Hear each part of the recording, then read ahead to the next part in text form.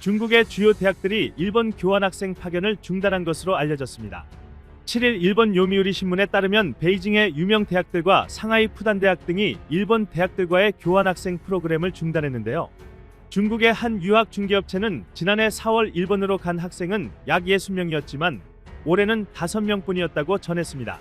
앞서 지난해 11월 중국 교육부는 일본의 치안이 악화되고 있다며 일본 유학 계획을 신중히 검토하라고 권고했는데요. 대학들은 이러한 교육부의 의중을 헤아려 유학 프로그램을 중단하고 있습니다. 지난 3일에는 상하이 등 중국의 주요 도시에서 열릴 예정이던 대규모 일본 유학 박람회가 중국 당국의 압박에 의해 개최 직전 무산됐죠. 이번 조치는 반년째 이어지는 중일 갈등의 연장선에서 이뤄진 보복성 대응이라는 분석이 나오는데요. 다카이치 사나의 일본 총리는 지난해 11월 일본 국회에서 대만 유사시 일본이 개입할 수 있다는 취지로 발언했습니다. 이는 대만 문제와 관련해 일본의 개입 가능성을 처음 언급한 것인데요. 중국은 즉각 반발하며 해당 발언의 철회를 요구했습니다. 또한 다카이치 총리 발언 이후 일본의 다방면에서 압박을 가했는데요.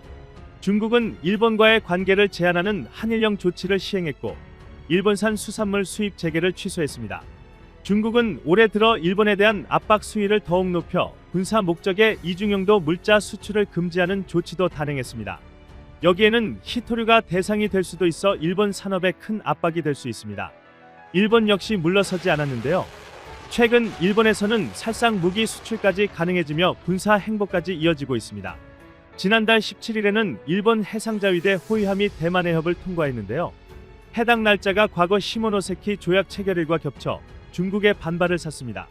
여기에 일본 자위대는 발리카탄 연합훈련 중 88식 지대함 미사일을 발사하며 실사격 훈련까지 진행했죠. 다카이치 총리의 대만 유사시 발언 후 양국의 관계는 계속해서 악화하고 있는데요.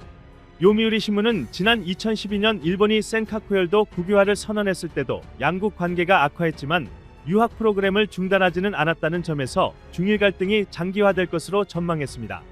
일본 산케이 신문은 다카이치 총리가 중일 관계 개선을 서두르지 않고 대체 공급망 구축으로 장기전을 준비하고 있다며 관계 개선에는 수년이 걸릴 수도 있다고 전했습니다.